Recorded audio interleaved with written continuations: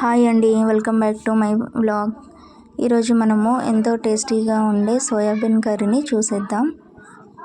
Soybean curry process ఏంటో చూసేద్దాం రండి. ముందుగా మనము స్టవ్ వెలిగించి దానిపైన ఒక కడాయి పెట్టుకోవాలి. కడాయి వేడయ్యాక అందులోకి 1 టీ స్పూన్ నుండి 2 టీ స్పూన్ల వరకు ఆయిల్ వేసేసుకోవాలి.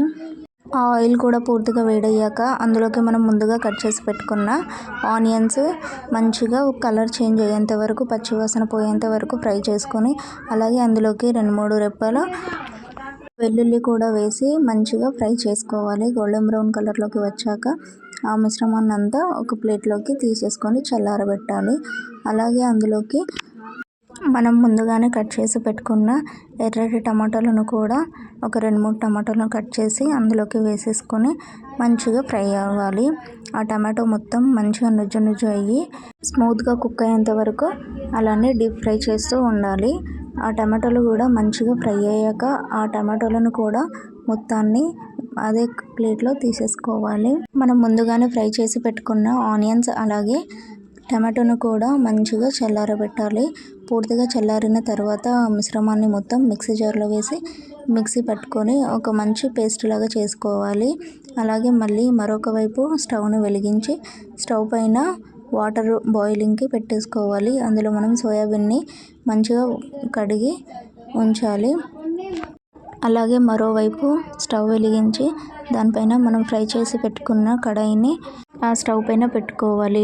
ఆ కడాయిని కొద్దిగా వేడైన తర్వాత అందులోకి 1-2 టీ స్పూన్ల ఆయిల్ని పోసేసుకొని ఆయిల్ అంతా మంచిగా వేడయ్యాక అందులోకి జీలకర్ర, ఆవాలు వేసి అవి మంచిగా దూరగా ఫ్రై అయ్యాక అందులోకి మనం ముందుగానే కట్ చేసి పెట్టుకున్న పచ్చిమిర్చి అలాగే కరివేపాకుని కూడా వేసి మంచిగా డీప్ ఫ్రై చేయాలి.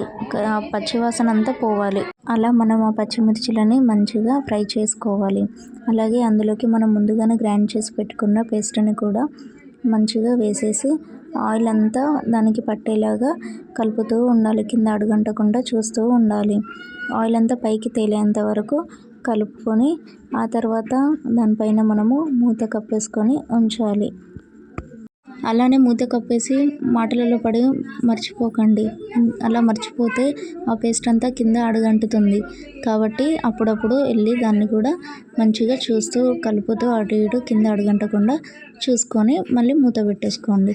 ఆ తర్వాత మనము ముందుగానే వేడి చేసిన వాటర్లో ఆ సోయాబీన్స్ అన్నీ వేసేసి ఒక 2 మినిట్స్ అలానే వదిలేయండి. అలాగే మూత తీసి మన ఆనియన్ పేస్ట్ అలాగే టమాటో పేస్ట్ని మంచిగా కింద అడుగంటకుండా అటు ఇటు కలపండి. అలా ఆయిల్ అంతా ఆ పేస్ట్ నుండి వదిలేసాక ఆయిల్ అంతా అలా పైకి తేలాక దాన్ని మంచిగా కలుపుకొని అందులోకి కాస్త జింజర్ గార్లిక్ పేస్ట్ అలాగే కాస్త పసుపును వేసి మంచిగా పచ్చివాసన వెళ్ళేంత వరకు డీప్ ఫ్రై చేయండి.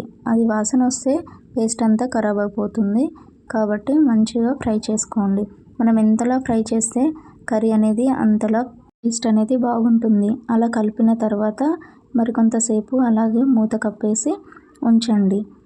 అలాగే మనం పక్కన వదిలేసిన సోయాబీన్స్ని మంచిగా అందులో 2 టైమ్స్ వాటర్ వేసి కడిగిన తర్వాత ఎలాంటి వాటర్ లేకుండా గట్టిగా ఒత్తి దాంట్లో వాటర్ అంతా తీసేసి పక్కన పెట్టుకోండి. అలా మనం చేసుకుంటే సోయాబీన్స్లో ఉన్న డస్ట్ అంతా వెళ్ళిపోతుంది. ఆ తర్వాత మనము ఇక్కడ ఆయిల్ అంతా రిలీజ్ అయ్యాక దాన్ని మంచిగా కలిపి కింద అడుగంటకుండా చూసుకొని కలుపుతూ ఉండాలి.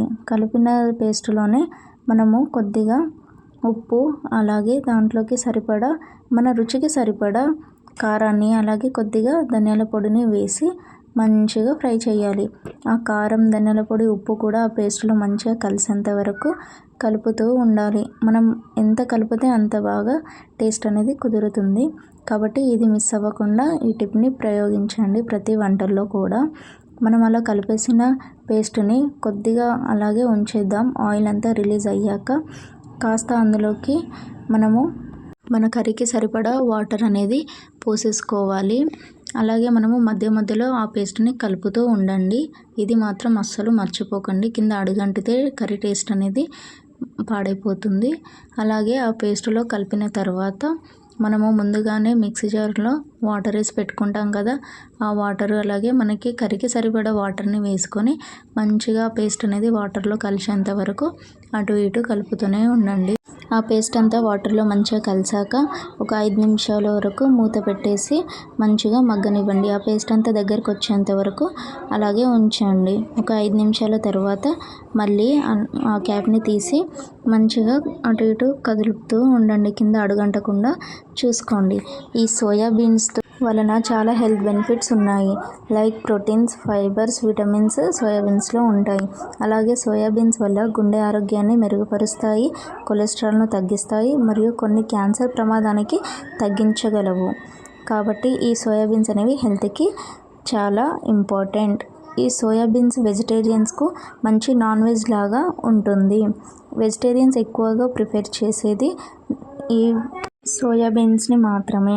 వాళ్ళు ఈ సోయాబీన్స్తో మంచిగా మనం చికెన్ బిర్యానీ ఎలా చేసుకుంటామో అలాగా వాళ్ళు సోయాబీన్స్తో అనేక రకాలుగా సో మెనీ వెరైటీస్ కర్రీస్ అలాగే రైసెస్ చేసేసుకొని తింటూ ఉంటారు. ఆ ప్యూరీ అంతా మంచిగా ఒక దగ్గరికి అయ్యాక అందులోకి మనము కాస్త కస్తూరి మేతిని వేసుకుంటే ఆ కర్రీ అనేది టేస్ట్ అంతా సూపర్గా ఉంటుంది. కాబట్టి కొద్దిగా కస్తూరి మేతి ఉంటే వేయండి లేదా స్కిప్ చేయండి, అది మీ ఇష్టము. ముందుగా మీరు చేసేది ఒక్కటే, ఆ పేస్ట్ని ఎట్టి పరిస్థితుల్లో కూడా కింద అడుగంటకుండా చూసుకోండి. మంచిగా అటు ఇటు కదుపుతూ కొద్దిసేపు మళ్ళీ వాటర్ అంతా దగ్గరికి అయ్యేంత వరకు మూత కప్పి పెట్టేసుకున్న తర్వాత ఒక 5 మినిట్స్కి మన కర్రీ అనేది ready. Thanks for watching. Please do subscribe, like చేయండి, కామెంట్ చేయండి. Thanks for watching.